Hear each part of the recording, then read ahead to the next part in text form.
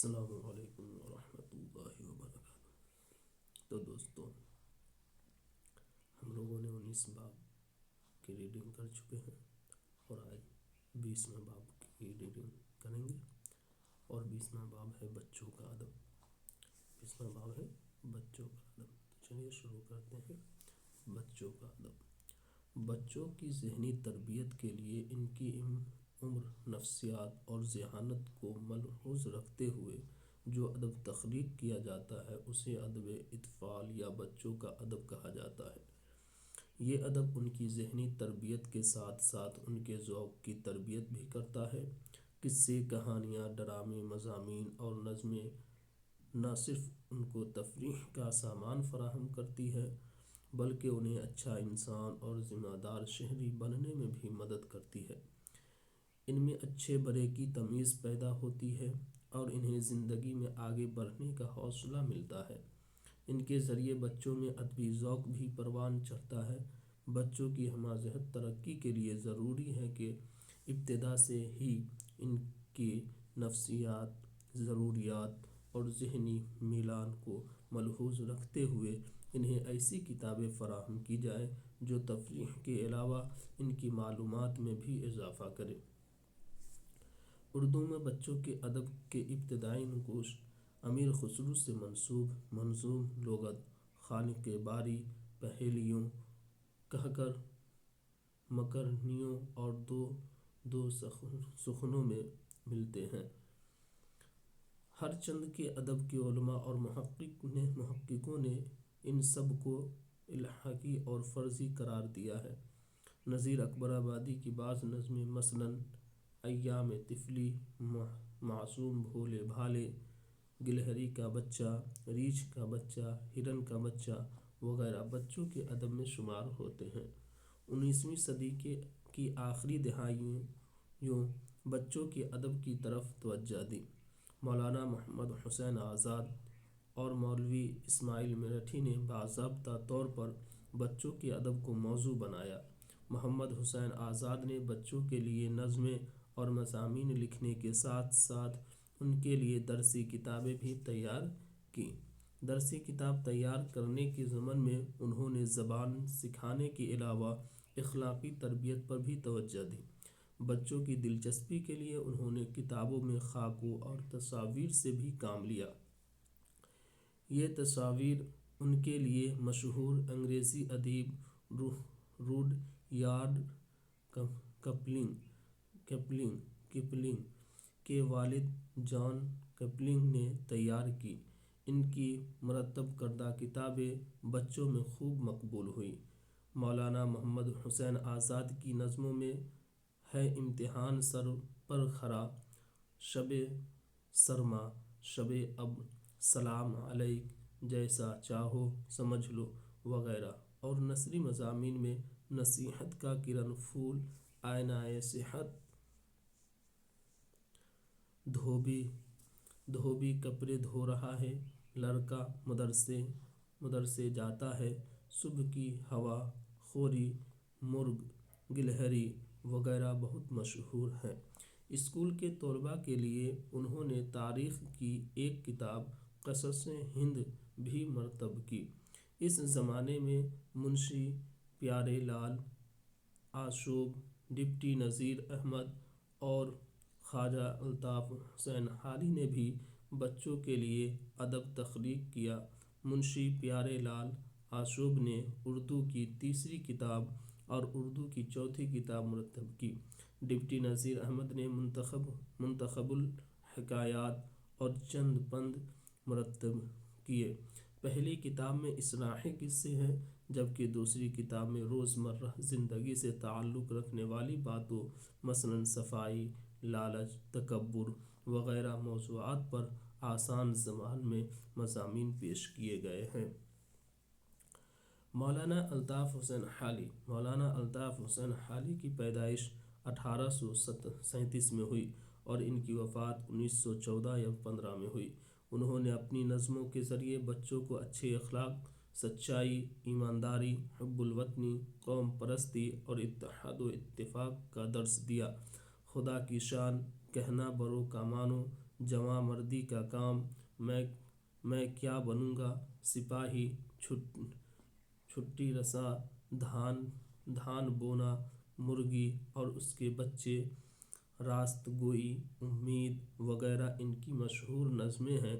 उन्होंने लड़कियों की तालीमी ज़रूरतों के पेश नज़र एक दरसी किताब मजालिसुन निसा भी मुरतब की।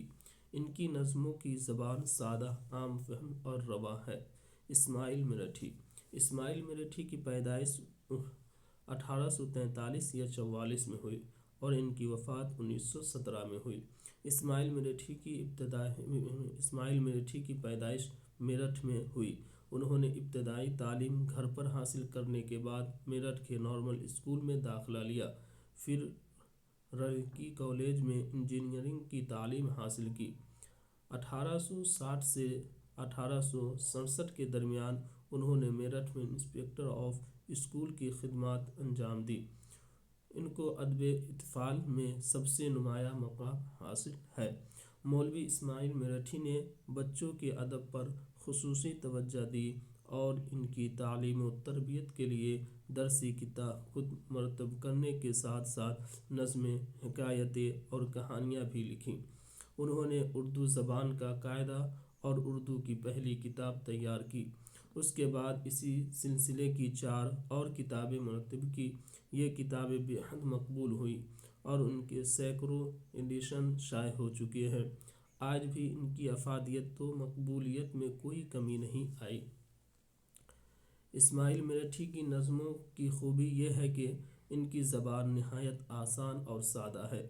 इसमें मुख्तलिफ़ उम्र के बच्चों की दिलचस्पी का सामान मौजूद है। इन नज़मों के ज़रिए इखलाकी इक़दार के फ़रोग़, बच्चों में बड़े भले की तमीज़, सच्चाई, ईमानदारी और खुलूस पैदा करने की कोशिश की गई है।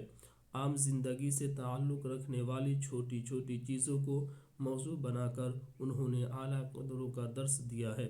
इस्माइल मिरठी की नज़मों में जुगनू और बच्चा, बारिश का पहला कतरा, गाय, एक गधा शेर बना, एक पौधा और घास, पंचक्की, एक वक्त में एक काम, असलम की बिल्ली, हमारा कुत्ता वगैरह बहुत मशहूर हैं। इनकी नज़मों के बहुत से अशार आज भी लोगों की ज़बान पर चढ़े हुए हैं। अल्लामा इकबाल की पैदाइश 1873 या 77 में हुई और इनकी वफ़ात 1938 में हुई। बच्चों के अदब के ज़मन में इकबाल का नाम भी बहुत अहम है। उन्होंने बच्चों के लिए इस्लाही, अखलाकी और वतनी नज़में लिखी। वो बच्चों की तरबियत इस नहज पर करना चाहते थे कि इनमें सच्चाई, ईमानदारी, हमदर्दी, खुलूस और आजिज़ी व इंकिसारी की खूबियाँ पैदा हो। इनमें वतन दोस्ती और इंसान दोस्ती का जज्बा फ़रोग़ पा सके, वो बुराई से बचे और अच्छाई की तरफ राग़िब हो। इन नज़मों की ज़बान सादा, रवा और बच्चों की ज़हनी सतह के मुताबिक है। इकबाल की नज़मों में मक़सदियत नुमाया है, लेकिन ये मक़सदियत इनकी नज़मों के लुत्फ़ व असर में कमी नहीं आने देती।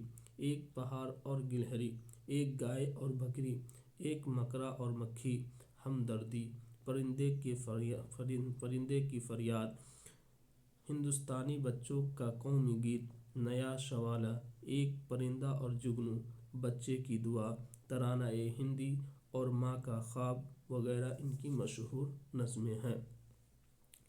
चकबस्त लखनवी। चकबस्त की पैदाइश 1882 में हुई और इनकी वफ़ात 1926 में हुई। इनका बच्चों के अदब में भी अहम मकाम है। उन्होंने अपनी नज़मों में हिंदुस्तान की क़दीम तारीख़, यहाँ के कुदरती मनाज़िर और तारीख़ी व मज़हबी शख्सियात को मौज़ू बनाया है। सादगी और सलासत से भरपूर इनकी नज़में वतन से मोहब्बत का दर्स देती है। इनके मजमूआ कलाम सुबह वतन में बच्चों के लिए बहुत सी नज़में मिलती हैं, जिनमें हमारा वतन, खाके हिंद, वतन हमको मुबारक, गाय और फूल माला ख़ास तौर से काबिल ज़िक्र है। तुलोकचंद महरूम। तुलोकचंद की पैदाइश 1887 में हुई और इनकी वफ़ात 1966 में हुई। बच्चों के अदब में इनका بھی اہم ان کا نام بھی اہم ہے۔ وہ درس و تدریس سے وابستہ تھے اور بچوں کے ذہن و نفسیات کا انہوں نے قریب سے مشاہدہ کیا تھا۔ انہوں نے اپنی نظموں کے ذریعے بچوں کی تعلیم و تربیت اور ان کی ذہنی نشو و نما پر بھی توجہ دی۔ محروم نے اعلیٰ اخلاقی قدروں کی تعلیم کے ساتھ ساتھ وطن پرستی، قومی یکجہتی، مذہبی رواداری، مساوات اور بھائی چارے کا درس دیا۔ محروم کی زبان سادہ اور آسان ہے۔ ان کے شعری مجموعوں بہار طفلی اور بچوں کی دنیا میں رنگارنگ موضوعات پر نظمیں ملتی ہے۔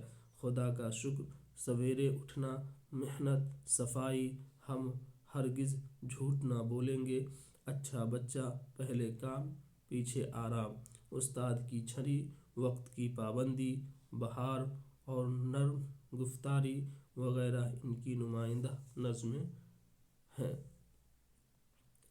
افسر میرٹھی کی پیدائش 1895 میں ہوئی اور ان کی وفات 1974 میں ہوئی۔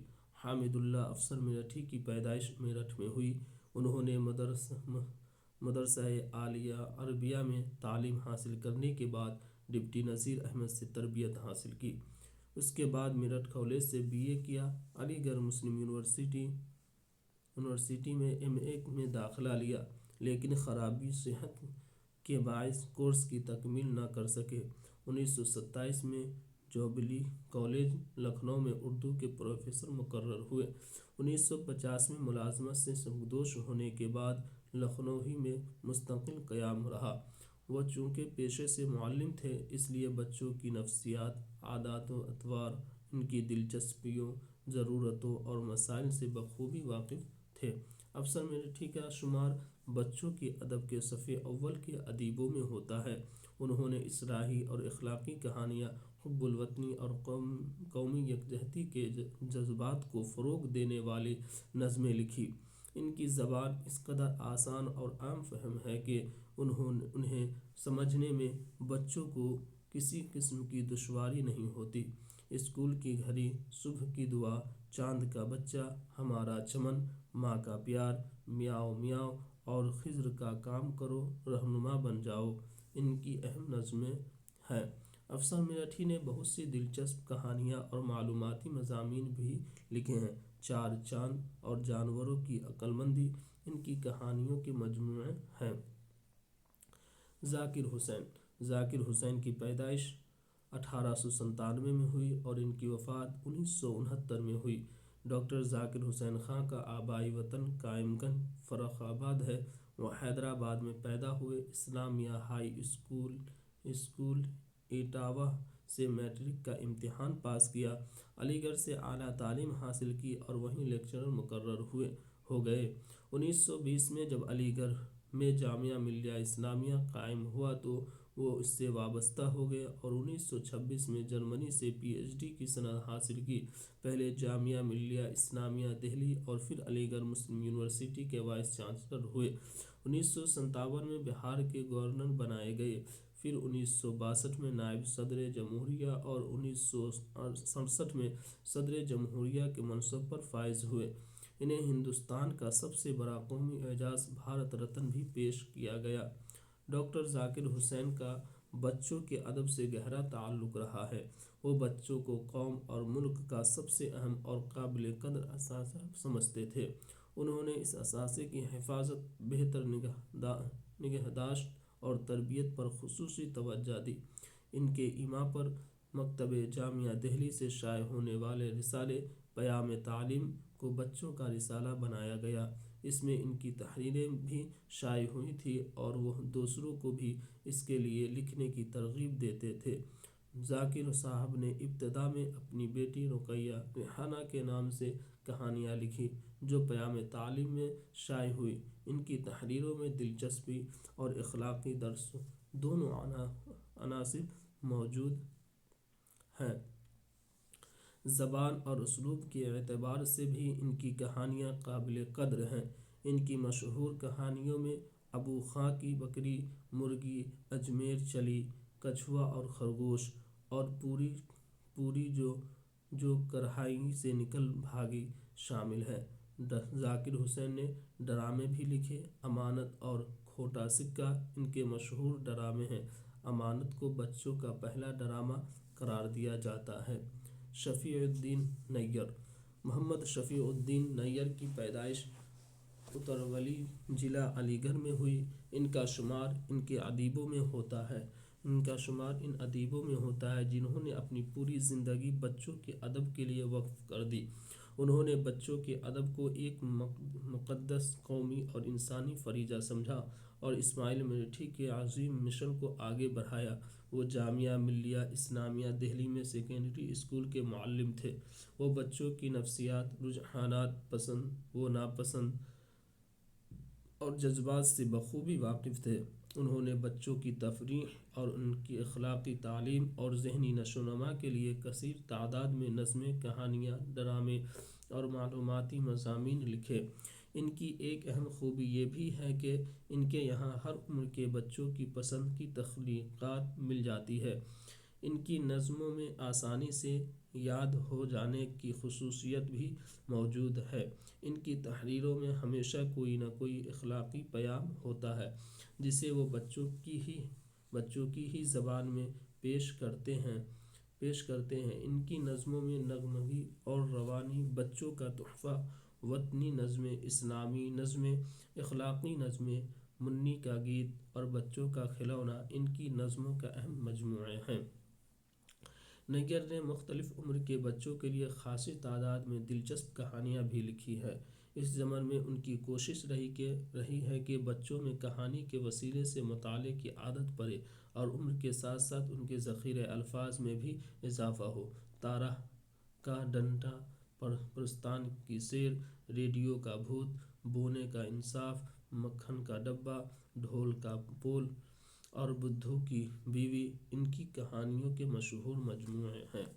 کرشن چندر کی پیدائش 1914 میں ہوئی اور ان کی وفات 1977 میں ہوئی۔ انہوں نے خاصی تعداد میں بچوں کے لیے کہانیاں، ناول اور ڈرامے لکھے ہیں۔ ان کی ایک اہم خصوصیت یہ ہے کہ انہوں نے سائنس فکشن اور فنتاشے سے اردو ادب اطفال کو متعارف کرایا اور جدید سائنسی اور تکنیکی دنیا سے بچوں کو واقف کرانے کی کوشش کی۔ ان کی زیادہ تر کہانیاں اور ناول تمثیلی اور طنزیہ پیرائی میں ہیں جن میں مزاح کا پہلو بھی شامل ہے۔ ان کی تخلیقات کی زبان اور اسلوب بچوں کے مزاج سے پوری طرح ہم آہنگ ہے۔ سونے کی بکری، سونے کا سیب، شیطان کا تحفہ، بیوقوف امیر، بیوقوف بڑھیا وغیرہ ان کی مشہور کہانیاں ہیں۔ گیند ان کا اہم ڈرامہ ہے۔ ستاروں کی سیر، چڑیوں کی الف لیلہ اور الٹا درخت ان کے دلچسپ ناول ہیں۔ قرۃ العین حیدر۔ قرۃ العین حیدر کی پیدائش 1926 یا 27 میں ہوئی اور ان کی وفات 2007 میں ہوئی۔ اردو میں بچوں کے ادب کو ہمیشہ اچھے لکھنے والوں کا تعاون حاصل رہا ہے۔ جدید دور میں قرۃ العین حیدر اردو فکشن کا ایک بڑا نام ہے۔ انہوں نے بھی اس سلسلے میں گراں قدر خدمات انجام دیں۔ بھیڑیے کے بچے، شیر خاں، میاں ڈھینچو کے بچے، بہادر، ایک پرانی کہانی وغیرہ ان کی معروف کہانیاں ہیں۔ انہوں نے ایل لاگن کے انگریزی ناول کا ترجمہ جن حسن عبدالرحمن کے عنوان سے کیا، جو سائنس فکشن کی بہترین مثال ہے۔ ان کا کمال یہ ہے کہ انہوں نے بڑوں کے لیے جو کتابیں لکھی ان میں عالمانہ اور فلسفیانہ اسلوب اپنایا، لیکن بچوں کی کتابوں میں ان کی ذہنی صلاحیت، عمر، نفسیات اور دلچسپی کا پورا خیال رکھا اور آسان زبان استعمال کی۔ بچوں کے ادب میں پریم چند، صدرشن، امتیاز علی تاج، پروفیسر محمد مجیب، ڈاکٹر عابد حسین، راجندر سنگھ بیدی، عصمت چغتائی، حفیظ جالندھری، عبدالغفار مدھولی، میر مرزا ادیب، سراج انور، اطہر پرویز وغیرہ ادیبوں اور شاعروں کی خدمات بھی ناقابل فراموش ہیں۔ پیام تعلیم، کھلونا، پھلواری، پھول، نور، نونہال، بچوں کی دنیا، گنجا، ٹافی، چاند اور امنگ جیسے رسائل نے بھی بچوں کے ادب کی ترقی میں نمایاں کردار ادا کیا ہے۔ حقیقت تو یہ ہے کہ صحیح معنوں میں ادب کو بچوں سے جوڑنے کا کام انہی رسائل نے انجام دیا۔ یہ سلسلہ اب بھی جاری ہے۔